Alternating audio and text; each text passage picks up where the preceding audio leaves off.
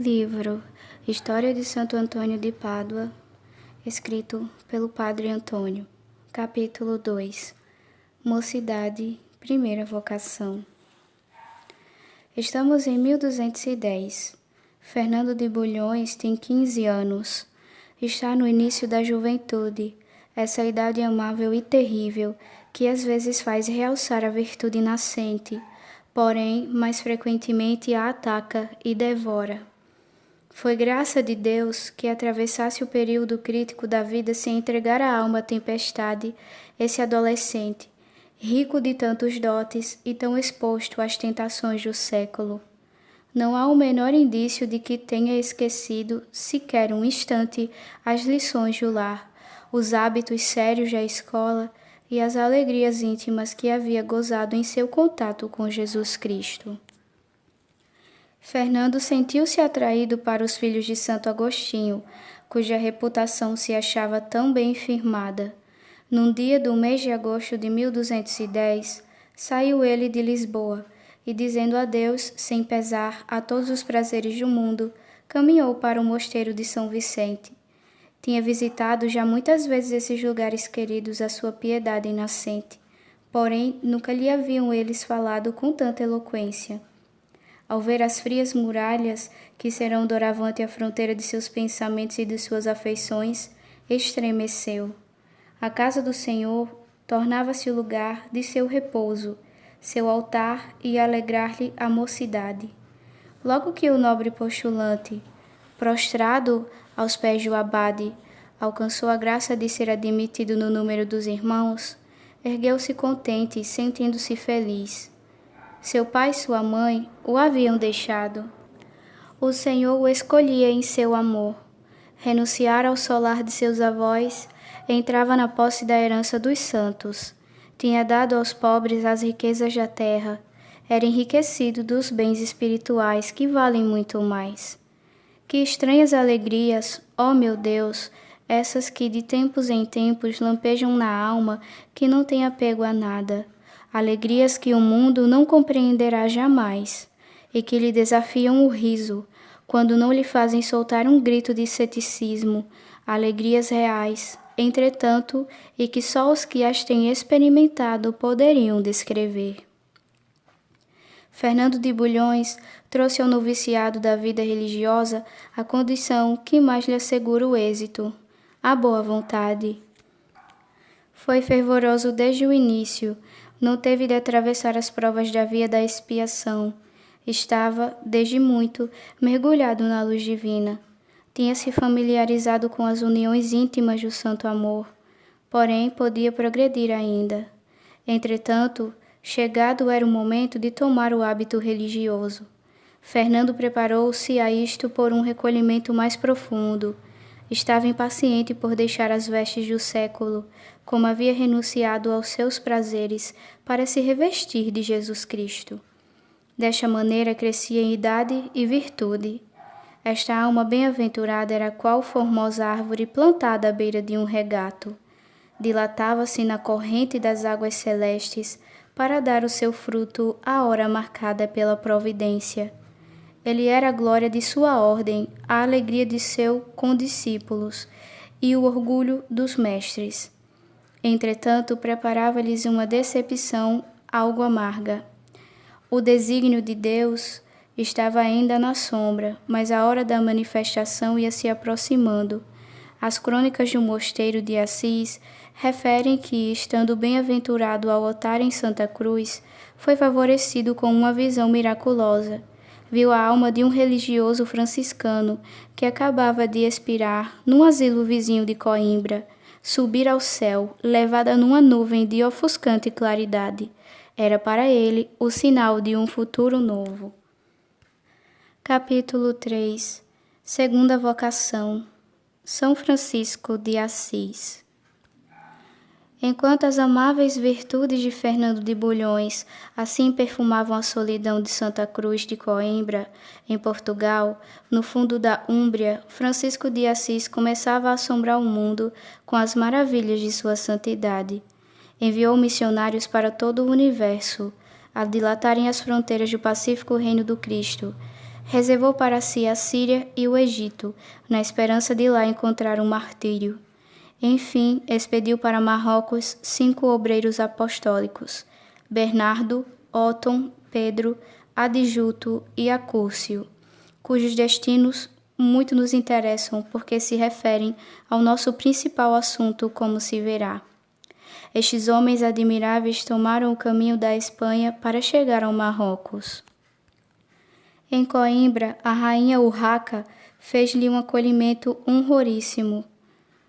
Partiram depois para Sevilha, no país dos mouros, onde, após haverem tentado pregar o evangelho aos infiéis e terem sofrido prisão, correndo o risco de morte, foram enviados para a África pelo rei, que não quisera se converter, servindo-se Deus do seu furor para favorecer o plano de seus apóstolos. Chegados ao local que a obediência lhes indicara, deram livre curso ao zelo de que iam devorados. Ao sopro do Espírito Santo, que reprova a prudência da carne, cometeram sublimes temeridades, dessas que salvam o mundo, mesmo quando parecem comprometer tudo ou trazerem infortúnios momentâneos. Trataram a Maomé como ele merecia, atacaram o Alcorão nas mesquitas, nas praças públicas e nas encruzilhadas. Dirigiam-se ao povo, afrontavam a majestade do rei Miramolim. Tamanha coragem recebeu logo sua recompensa. Após diversas peripécias de que não cabe aqui contar pormenores, foram eles presos, postos a ferros e atormentados cruelmente por vários suplícios. Afinal, no dia que Miramolim os obrigava a renunciar à fé e abraçar o cômodo culto do profeta, apontando-lhes umas escravas de notável beleza que lhes destinava, eles confessaram com tanto amor o nome bendito de Cristo e opuseram às seduções do rei tão positivos e firmes desdéns que Miramolim, brandindo a cimitarra, lhes decepou as cabeças que rolaram a seus pés. Foram assim duplamente glorificados pela morte que sofriam e pelo assassino coroado que lhes dava a morte. Eram os primeiros soldados do exército do pobre de Assis que caíam, se bem que o sangue não houvesse esperado até essa hora para correr entre eles. Lançaram-se fora do palácio os mutilados troncos dos 5 frades menores. A população arrastou-os pelas ruas, horrivelmente insultados, e tentou, mas em vão, queimá-los. Entretanto, o infante de Portugal, Dom Pedro, mandou recolhê-los por cristãos e escondeu-os em sua casa. Buscou a ocasião favorável para subtraí-los a novas profanações, e depois de tê-los colocado em urnas de prata, acompanhou-os piedosamente à Espanha, donde facilmente se poderia transportá-los para Portugal. Alguns meses antes, Coimbra os tinha visto passar, jovens e intrépidos, quando seguiam para o combate. Agora a cidade real abre as portas aos seus despojos. Eles estão mortos, mas estes mortos triunfantes, como que sacodem as multidões que correm para lhes cantar os louvores e se aproveitar das graças que lhes semeiam em seu caminho. De fato, os milagres produziram-se por toda parte. Vou narrar o maior. Por ordem da corte, as relíquias dos frades menores foram depositadas no convento dos cônegos regulares da Santa Cruz. O sangue dos mártires, diz Tertuliano, é semente de cristãos, mas os preciosos frutos que esta semente produz não são sempre os mesmos. Desde que o nosso bem-aventurado se viu em presença dos corpos destes santos apóstolos, sabendo os prodígios que operavam, apossou-se dele uma ideia nova que não lhe deixava repouso. Começou a arder interiormente no desejo de os imitar e de, por amor de Jesus Cristo, beber o cálice do martírio.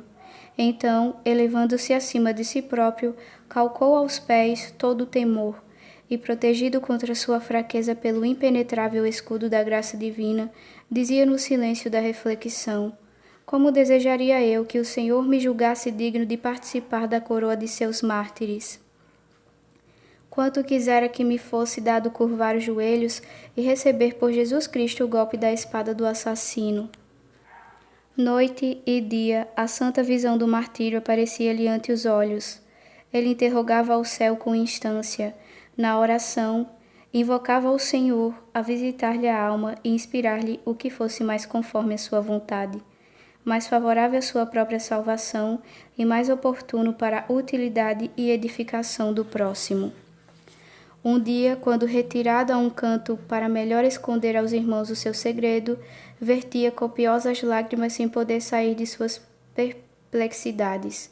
São Francisco, que se achava na Itália, apareceu-lhe numa visão miraculosa, relatada por muitos historiadores, e anunciou-lhe, da parte de Deus, que ele deveria entrar na religião dos frades menores.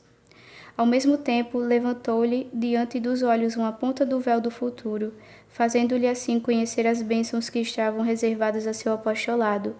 Este aviso refrigerou-lhe a alma consumida por generosos desejos, pois que ele suspirava pela santa pobreza como cervo sedento pelos mananciais de água viva. Esperou só a ocasião de executar o seu desígnio, a qual não tardou a oferecer-se. A pequena distância de Coimbra, os frades menores possuíam um estabelecimento, chamado Santo Antão dos Olivais, por estar sob o patrocínio do pai dos anacoretas, e que era edificado em sítio delicioso no meio de um bosque de oliveiras. Este convento, de data recente, lhes tinha sido dado quando foram obrigados a deixar a Espanha, aonde São Francisco os enviara para pregar aos mouros. A rainha Urraca, mulher de Alfonso II, que então reinava, princesa piedosíssima e muito compassiva, tendo feito examinar o instituto deles por homens sábios e tendo se assegurado da santidade de sua vida, alcançou do rei que fossem recebidos em seus estados com a permissão de aí fundarem casas. Tais foram os começos da Capela Santo Antão, no ano 1216. Estes excelentes religiosos dividiam o tempo entre a oração e o exercício da caridade. Não eram versados nos conhecimentos humanos, mas tomavam à letra a moral do Evangelho, que podia ser vista como que impressa na vida e nas virtudes que os ornavam. Nada possuíam como próprio e assim via-se passarem, de saco às costas, mendigos voluntários que não se envergonhavam de andar de porta em porta pedindo aos ricos do mundo o pão cotidiano. Um dia, pois, tendo-se apresentado alguns deles a esmolar, Fernando, que espreitava a hora de sua chegada, chamou-os em particular e fez-lhes a confidência da resolução que Deus lhe inspirava. Disse-lhes, entre outras coisas: Meus queridíssimos irmãos, desejo com todo o ardor de minha alma tomar o santo hábito de vossa ordem. Ponho a isto uma condição, a de que depois que o tenha cingido me envieis para as terras dos sarracenos, a fim de que, seguindo aos vossos mártires, eu mereça também verter meu sangue pela fé e assim participar de sua coroa. Os frades menores, que sabiam o mérito do postulante, porque viviam ao seu lado, regozijaram-se intimamente do esperançoso recruta que a providência lhes conduzia. Prometeram voltar no dia seguinte com a resposta ao pedido, e tudo se passou como foi então convencionado. Fernando de Bulhões deixou o hábito de Santo Agostinho, que vestira ao pé do altar no ditoso dia de sua vida, para tomar o de Francisco de Assis. A branca túnica de linho desapareceu sob o cinzento e grosseiro hábito que simboliza ainda melhor a morte mística em que ele mais se entranhava. Esta cena consumou-se num canto do mosteiro, sem pompa e sem testemunhas. Entretanto, Fernando de Bulhões não havia esperado por esse momento para contar os seus projetos ao abade da Santa Cruz, não tendo sido, sem custo, que este lhe concedeu a permissão de mudar de estado. A dor que experimentou e a violência que se teve de fazer para vencê-la são a medida do apreço que cercava Fernando na comunidade. O pesar foi geral, lágrimas corriam dos olhos de todos, quando viram afastar-se um homem tão notável que esperavam cedo colocar à frente do convento. Viu-se até, na circunstância, o despeito misturar-se à tristeza. As famílias religiosas parecem-se um tanto com as mães, a quem pela sua ternura se perdoa o ciúme de que às vezes se deixam possuir, como se estas duas disposições fossem inseparáveis. No momento das últimas despedidas, um cônego diz ironicamente ao fugitivo: Vá, vá, meu irmão, pois que não pode ganhar sua salvação entre nós. Talvez que noutro lugar venha a ser um santo. A estas palavras, Fernando voltou-se mansamente para o seu crítico e lhe disse: Quando souberdes de minha canonização, certamente louvareis o Senhor. Sua modéstia o impedia de crer no que dizia, profetizou sem o saber.